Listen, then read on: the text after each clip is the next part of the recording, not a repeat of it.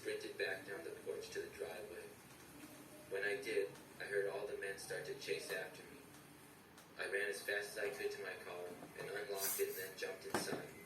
I frantically started the engine and stepped on the gas. As soon as my car started moving forwards, the men reached me. I felt one of them kick my back door, and another one tried opening the door on the other side, but I was just barely able to drive away. I sped out of the neighborhood and all the way back to the pizza place. I have to think that the pizza delivery was some sort of trap to lure me into getting robbed, or maybe even worse. I haven't delivered to that area much since, but when I do, I'm extra careful.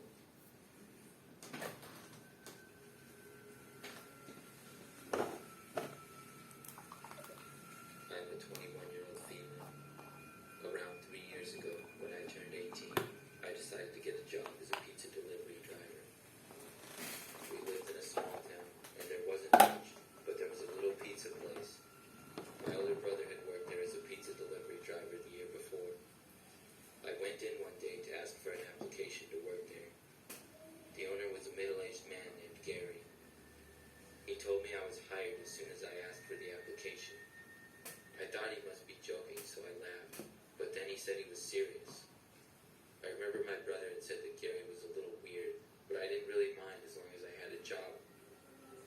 I got trained the next week, and soon after was my first real day on the job. I was scheduled to work a night shift, and when I arrived, it was just me, Gary, and another kid that I went to high school with named Mike. Like I said, it was a small place and a small town, so it wasn't usually that busy. I waited around and swept the floors for a few minutes before an order for a delivery came in. How it would usually work is Gary would make the pizzas, and then the drivers would deliver them. When the pizza was done, I was told to deliver it, so I took the address and then the pizza and got into my car. But when I did, Gary followed me. He told me he wanted to ride with me to make sure I did the delivery correct. I was a little annoyed because I knew I would get it right, and I didn't want him going with me. I thought it would be really awkward, and Gary just kind of gave me the creeps. He was the boss though, so I had to do what he told me to. I got in and drove to the address without a problem.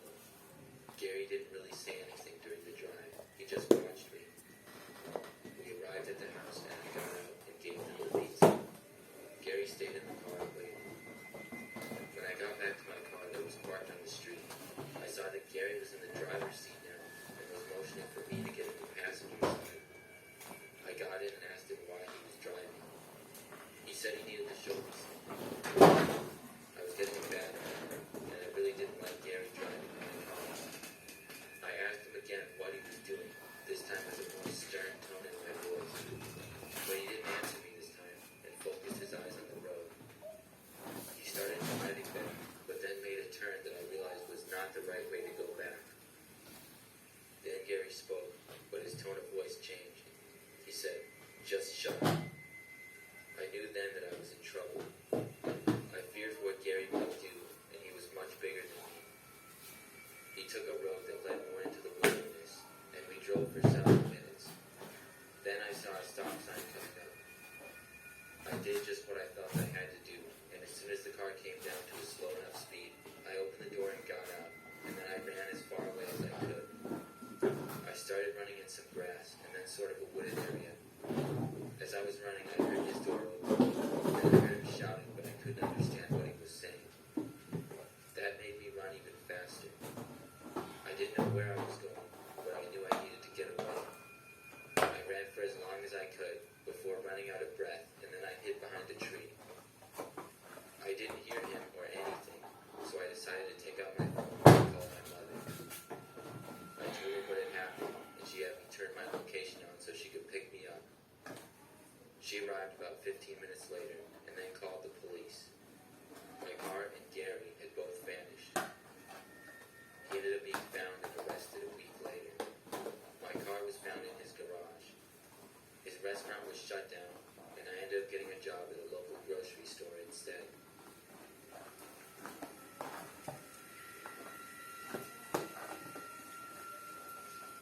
YouTube Premium é o YouTube sem anúncios, como YouTube Music em um só app. Vídeos sem internet.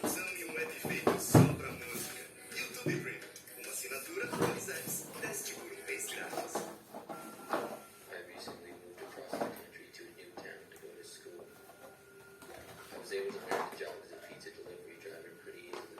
I've done this job before, and I like it because it's relatively easy, and I make good money on tips. I work a lot of really late night shifts. A couple of weeks ago, I was working, and at about 2 a.m. an order came in. It was for a large cheese pizza. At that hour, it was just a couple of us working, so I made the pizza myself, and then put it in my car and went to deliver it. I didn't know the area very well, so I would always put the address in my phone, and then just follow the directions. I got in my car and typed it in. It said it was a 15-minute drive. As I drove, it seemed to be taking me into the middle of nowhere. I drove for about 10 minutes through woods with not a building or house in sight. Then finally, I was supposed to turn onto a little dirt road that I could barely see. If it hadn't showed up on my map, I would have almost certainly missed it. I slowed down and then turned onto the little dirt road. The map showed me continuing on this road for about 1 more mile, and then I would take a left, and the destination would be there. I began driving down the dirt road, which was surrounded by woods. Then suddenly, my phone lost signal. I wasn't all that surprised being so far out from the city, but I was concerned because I needed to find a house to deliver the pizza. I kept driving very slowly and looked for a road on the left side. Finally, I saw it and I turned. The road was another dirt one, but the woods on each side was even more dense. It was very eerie being out there on that road at that time of night, especially not knowing where I was. I drove down the road very slowly, looking on both sides for a house or some kind of building for whoever ordered a pizza out here. But all I saw was trees from the dense woods and some grass. I still had no service at all on my phone, but I knew I had to be close to where the delivery was supposed to be.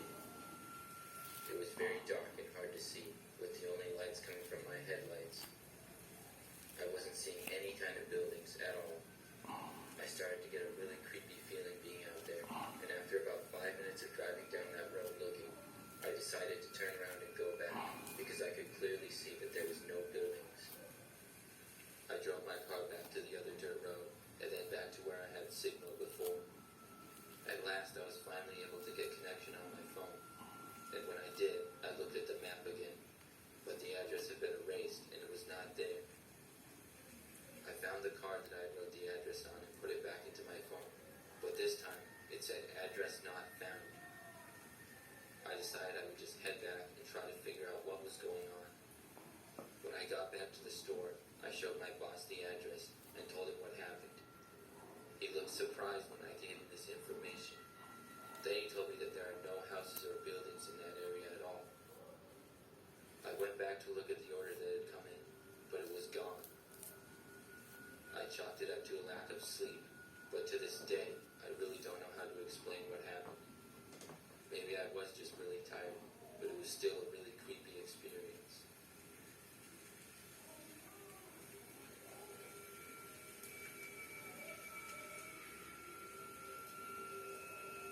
Growing up in a small town in Colorado, there weren't a ton of options for work as a 19-year-old who didn't go to college. So when I got my license, I ended up grabbing a job for one of the local diners that I used to love eating at. They had a delivery position, and I also bussed tables when there were no orders to be delivered. The radius for delivery wasn't too large, only about 3.5 miles. What happened was that the diner got a delivery order, and right away I recognized the address. It was one of our regulars, and after their food was made, it would only be a 15-minute drive for me. When I got in my car, I didn't even have to use the GPS because I knew the exact house I was going to. It was a small, single-story house that was in the middle of the woods. I loved this house's long gravel driveway. I would always see small critters like squirrels and other animals running through the trees and along the stone wall that lined the path. The driveway would then open up to an area that had room for about 4 cars to park in, which I love because they only ever had 1 car in the driveway, so I had enough space to simply turn around instead of having to reverse and make a K-turn. As I made my way down the driveway that evening, I was surprised that I didn't see any animals scurrying around, but I figured since it's getting cold again, it was just that time of year. So I drove all the way down the driveway and pulled in front of the house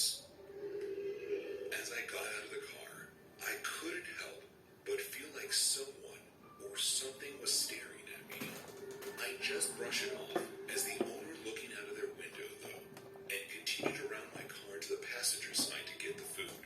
As I'm leaning into the passenger side of the car, I heard the sound of something moving around behind me. I stood up straight and quickly turned to see what it was, but there was nothing there. I shrugged and continued to get the food out of my car.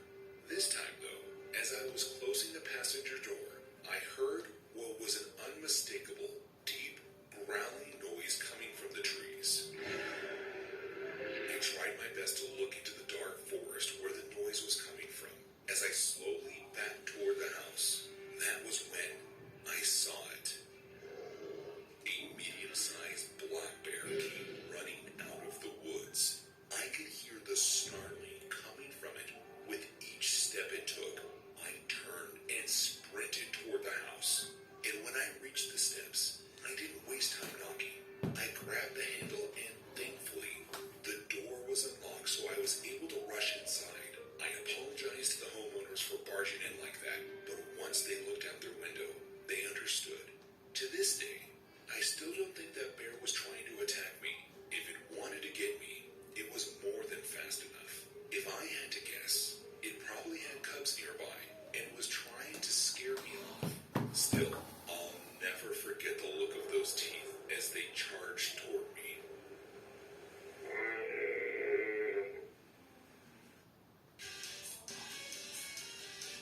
Você tá vendo um vídeo de uma escova de dente tocando Billie Eilish. Mas sabia que no app do YouTube Music também dá pra ouvir a versão indie? A versão ska?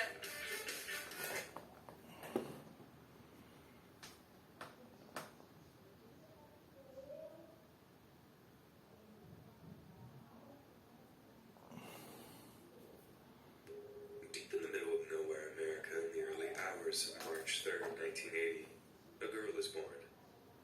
She was the apple of her parents' eyes. From that day on, she could do no wrong. Every birthday was a celebration of her greatness. As she grew into womanhood, she stumbled not once. Her beliefs were always in line with modern thinking, and her opinions were never the wrong ones. If you were to ask them, her folks would put her on par with the angels, as near as to divine and beautiful as humanly possible. This is all BS, of course. The girl was never honest with her elders, not fair to her peers. In school, her grades were average at best. Her awkward fumblings with boys were well known. No one around her age respected or liked her. There were a few she controlled through fear, but in time, even they would break away. The child was nothing like the divine creature her parents viewed her to be. You ask, how do you know all this? Well, you see, I was foolish enough to marry her. I'll refer to her as Alicia from here on. Alicia and I had known one another since middle school.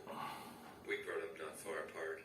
Her beauty was a truly breathtaking thing to behold, but it was her only redeeming value. For some strange reason, I was the guy she chose. Over time, I'd come to discover why. Her upbringing had made her an abusive narcissist. This was a major turn-off for most guys on her level. I guess guys on my level were more susceptible to her feminine powers. She knew she had me on the hook from the beginning, but not once did she abuse me the way she did everyone else. I'm not sure I would have broken it off if she had.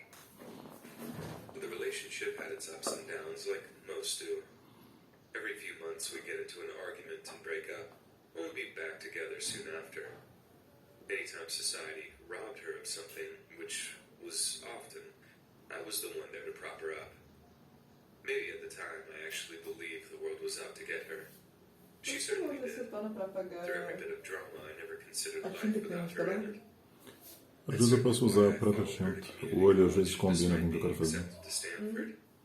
I honestly thought that we'd be moving there after 2 years anyway. Per usual, she barely survived those 2 years. The grades were terrible, and she had to appeal after flunking out of her first semester. I would do all her homework after that and drill her relentlessly until she passed. She was never really stupid. She'd just been raised to believe everything was hers by right. At the end of that time period, she took a terrible job for her friend's interior design company. When I brought up moving to California, she claimed her job was too important to give up. After a lot of inner conflict, I gave up my dream of Stanford and found a nearby university to attend. 4 years years would fly by.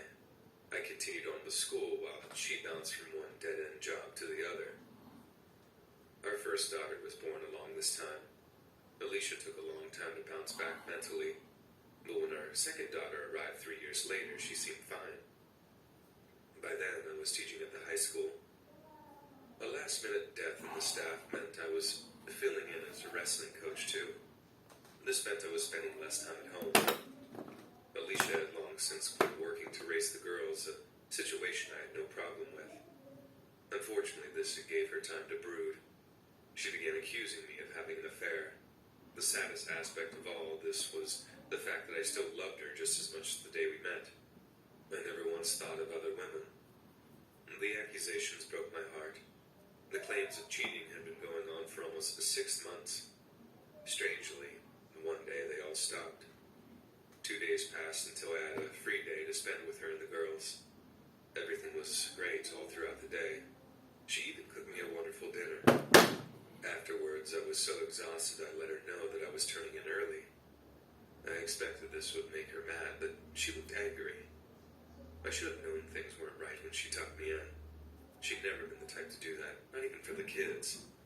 It didn't set off any alarms at the time, though. And soon I was sound asleep. At some point, I was awakened by a sharp pain in my chest.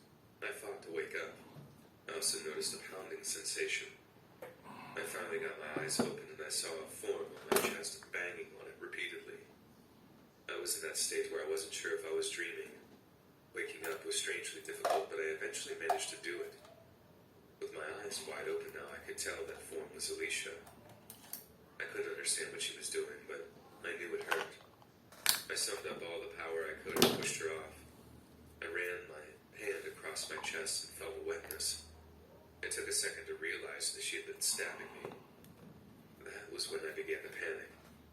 She was already attempting to mount me again, but I fought her off. I knew I had to get away. My legs felt like I was running through the mud, and I didn't know why. I did make it to the door before she jumped on my back and renewed her attack. My survival instincts had kicked in now, and I slung her to the floor, but she sprung back at me.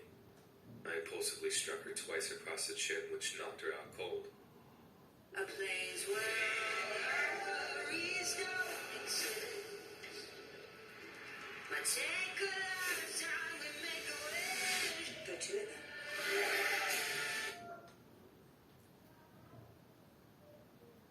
I'm still amazed at what I did. It was something I know I couldn't have done in any other circumstance.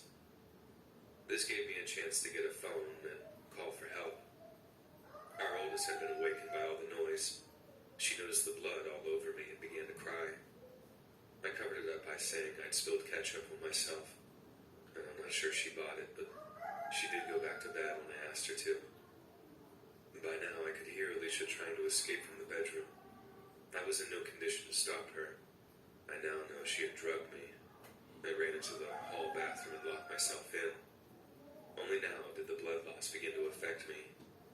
The dispatcher did her best to keep me awake, bless her heart, but within a few minutes, everything went black.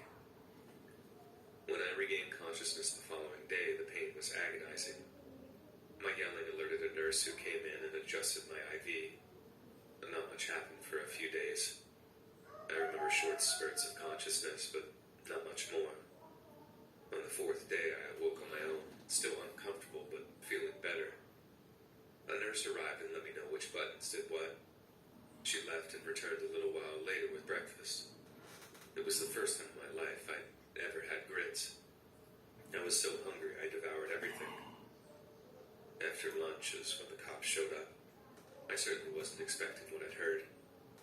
It turned out that Alicia tried to rush the responding officers with a knife and they shot her.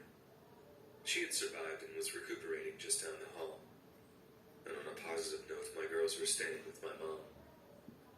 I thank her to this day for having the presence of mind not to bring them to me. This all happened in 2008, and I wasn't able to fully explain the entire mess to them for a few years. For the sake of brevity, I was released later that week, and Alicia was transferred to the county jail a few days later. She soon took a plea and agreed to 15 years. With all that resolved, I tried to focus on my daughters. I've been fortunate enough to have 2 supportive parents parents who've helped me out a lot. Sacrificing my teaching job was something of a disappointment, but the administration gave me a regular 9-to-5 arrangement. My oldest is nearing graduation, and her sister isn't far behind. I'm amazed at how well they've handled everything, especially growing up into womanhood without a mother. Alicia reached out to them once or twice, but they refused the invitation. I never batted to talk to her around them, even after what she did. The choice had always been left up to them. At the end of the day, I think Alicia is the one who suffered the most from all of this. Listen, I'm not making her a victim. She was 100% responsible for her actions. But I know for a fact being away from her daughters was torture.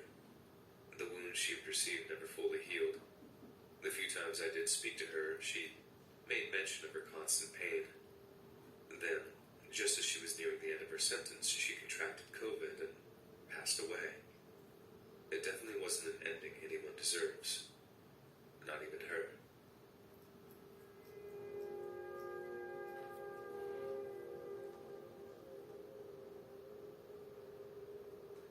If you really like my content and want to support me, please like this video and click the subscribe button. It helps me to grow my channel and is essential in reaching a wider audience. Most of you watching my videos aren't subscribed to my channel, and that's why my animations can't reach their full potential. They are recommended to more people who would surely love my content as much as you do. You can always unsubscribe at any moment. Thank you in advance, and enjoy the rest of the video. The older I become, I'm less and less capable of ignoring my prior bad actions. I recently turned 36. It's no longer possible for me to hide what I took part in or act as if I don't feel an indescribable level of guilt. I'm writing this anonymously to confess my crime in some ways. My fear of prison equals only to the loss of my family. Being separated from them would be a fate worse than death. Had I not become sober, the truth would have probably died with me. And this is going to have to do. Once this story is posted, the account will be abandoned and left to the whims of Reddit. Contacting me will just be a waste of time, and it's better if you simply read this and go about your day. This confession is made for my own sake alone, and nobody needs to act on this information, and you'll garner no benefit in doing so. My troubles likely stem from my childhood. My parents, unlike many of my friends, remain married to this day. Punishment was never unwarranted or excessive, but it was the only real time I was given attention by my father. He merely existed as a financial resource. Even now, we have no real emotional connection. I include this information only to illustrate the feelings of emptiness I've carried for most of my life. On the other hand, I could have been born emotionally stunted from the beginning. I suppose the reasons matter little when you get down to it. To most, they will be nothing more than cowardly excuses. And either way, what I'm about to say is disgusting and should be viewed as such. I know what I did was wrong. The real problems began when I left home for college. Not being particularly smart put me at a considerable disadvantage. My grades were already low before I made friends at the locals, but it didn't take long for me to begin my long slide down. For the sake of anonymity, I'll call these two guys Mike and Kevin. We met at a local dive bar that served us underage. My parents didn't drink, and I've only ever drunk once in my life before college. This gave me a very warped relationship with alcohol. From the start, I drank until I barfed, every time. That's probably why those two liked me so much. I had no off button once I got started, just like them. Soon enough, I was doing drugs with them. I don't mean a little pot either. I dove right into the deep end and barely treaded water for the next 14 years. You can guess what happened. By sophomore year, I was kicked out. I didn't bother to tell my parents. They just kind of guessed after I stopped coming home for holidays. Honestly, I'm actually glad it happened. I'm not left with the crippling debt most of my peers have. But anyhow, I began doing small jobs and selling drugs to get by. Things like coke and X mainly. Partying became the sole focus of my life. My personal drinking and drug use was growing out of control, and this resulted in the story I'm about to share. I'd like to think I wouldn't have done anything like it otherwise. It took place on one of my booze and dope-filled binges. I was with Kevin. I'm not sure where Mike was. I don't guess it matters anyhow. I do recall that by since around lunchtime. It was already way after dark when we got to the bar. Just by chance, we ran into another guy from the neighborhood. He was a few years younger and had that little brother, annoying hanger-on vibe about him. As the night drew on, this kid got drunker and drunker. He became very verbally aggressive with us. I'm not sure if he thought he was being funny or felt tough. It didn't matter. After an hour of this, we had enough. When he stumbled off to the camp, we started making plans. Not to kill him, but give him a butt kicking he'd never forget. He returned and we invited him along to get some coke. He was down with it, but we had other plans though. We all piled into my car and drove out to a quiet place we'd been to before. We didn't see it coming from what I could tell. Even as we stood before him preparing to beat him up, he was still asking about the blow. I believe I was the first to hit him. After that, no one was keeping score. In retrospect, a sober me would have stopped far sooner, but neither of us were anything close to it. The beating went on for about 5 minutes. To our credit, I don't think we kicked him in the head. Like I said, it was just to teach him a lesson. When we were done, we flipped him over. He was still breathing. I remember that specifically. I also recall the rattle sound in his throat as he did. In our drug addict minds, we thought it was so funny to leave him out in the middle of nowhere. So we leaned his battered body against a tree and left him there. Not once did I think he was dead or close to it. I'd been beaten far worse in the past and partied the next day. Speaking of the next day, the horror of what we'd done hit me hard. I tried to justify it in my mind. When I could no longer do so, I got high to forget. This went on until I was able to ignore it. We weren't sure if the beating would be enough to stop the kid from coming around.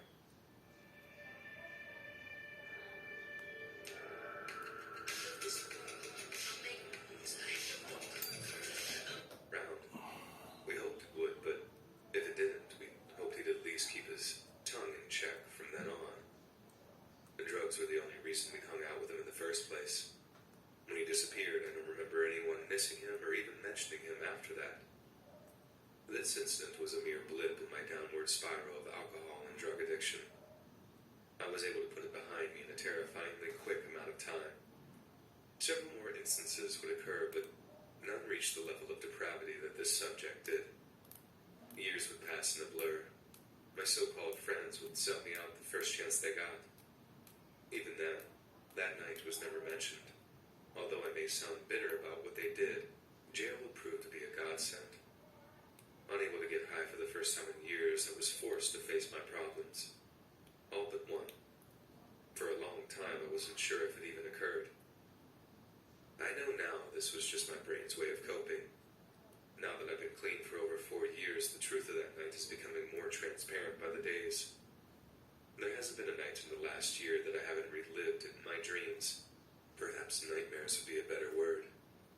Last night was the final straw. Awaking soaked in sweat and screaming as my wife called me was the end of the road. If I didn't at least tell someone what happened, I would soon go mad. And telling my wife is impossible. I would rather die. She knows some of my past, but I'm sure hearing this would destroy her love for me. That is the sacrifice I would make to no one. You may have noticed I'd never stated whether the victim in question died from that beating. The truth is, I don't know. I've been too afraid to search out any information, and being certain would probably drive me to make an irrevocable choice. A choice that would positively destroy my family. For the time being, I have to hope this confession may alleviate at least some of the crushing disgust and guilt I feel. If it does, what I do doesn't affect you in any way. Therefore, the reader's part ends here. Whether or not you think about this matter the seconds after you click away, for the good of yourself and those you love around you, think twice before you step into the path of drugs and alcohol. My wife should serve as an example to you. I once considered myself a kind and decent person. I'm sure you can see that drug use has stripped that from me. If you don't care about yourself, remember, there are others who do.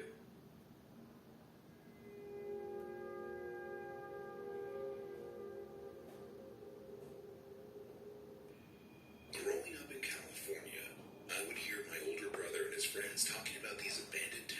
that were scattered throughout the desert. They would always go exploring in abandoned buildings and towns, and when they would tell me their stories, it would always sound so cool. This is why my family wasn't too surprised that as soon as my friends and I could drive, we began doing the exact same thing. For the most part, we would visit places that my brother had told us about, but there were a few occasions where we would see something online and decided to be the first ones to check it out. For the most part, this led to some pretty cool stories to share when we would all hang out on the beach. But there was one occasion that always haunted me and my two buddies, Dylan and Mateo. The three of us had heard of this ghost town that was out in the middle of nowhere in the desert, and we thought it would be a great place to visit for the day and go exploring. And when a weekend came up that all of us were available, we packed our cameras and began our trip. The drive took about 3 hours, and the last hour of it was particularly barren. There were almost no signs of life outside the occasional gas station and rest areas. Finally, we made it to the town, and immediately you could tell it had been abandoned for years. Most of the houses were single-story homes, with most, if not all, of the windows smashed out, and a lot of them even had their roofs caving in on them. We spent the first hour or so just walking along the road and peeking into the houses from the outside. Most of them were locked, so we didn't want to break in. However, there was one building that caught our eye. At the end of one of the tiny side roads leading off of the town, we noticed there was one house that had tarps covering up broken parts of the roof. Out of curiosity, we approached. It almost looked like someone had turned it into a makeshift home. I think that was when we all got a little freaked out, as we all simultaneously realized that we might not actually be alone in the supposedly abandoned town in the middle of nowhere. Mateo calmed Dylan and me down, and we all collectively figured that maybe someone was squatting there. But the odds of them still living there seemed small, so we slowly approached it to check out what might have been left behind. As I approached the window, I made sure to listen closely for the sound of anyone moving around inside, but from what I could tell, it was vacant. I pressed my face against the glass, and through the fog, created every time I exhaled, I could see all of the torn and tattered furniture that sat alongside a heap of trash left behind by whoever had been staying there. I signaled to Dylan and Mateo to come to check it out, but just as they got to the window, I noticed something that told me we had been wrong. Sitting on a small end table beside the couch was a handgun of sorts, and I could tell even from that distance that it was the cleanest thing in the house, meaning someone was inside. That was when we all heard the sound of vehicles approaching. We couldn't tell what kind, but it sounded like dirt bikes or maybe ATVs. Dylan and Mateo turned to see where the sound was coming from, and we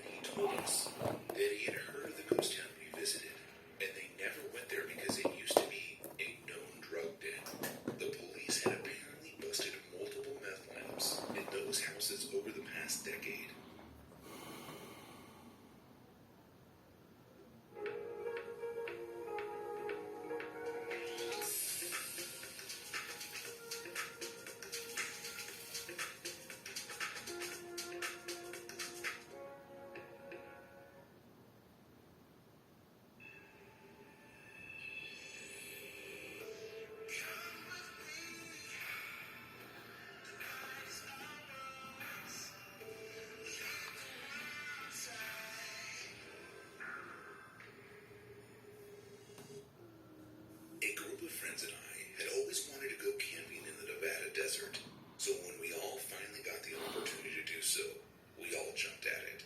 It was a 3-day camping trip, and we made sure that we had more than enough supplies to deal with the extremely hot days and cold evenings. The first night was indescribable. I mean, they always say that the sky over the desert at night is something of wonder, but I had never seen that many stars in my life. We spent most of the next day walking around. We went on a decent hike that lasted about 2 hours before returning to camp and getting our food going. From that point on, we just read our books and enjoyed some music that we played through a battery-powered speaker that we brought with us.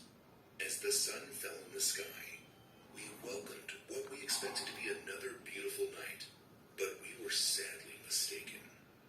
We all sat beside the fire as we let it get smaller so we could see the stars better.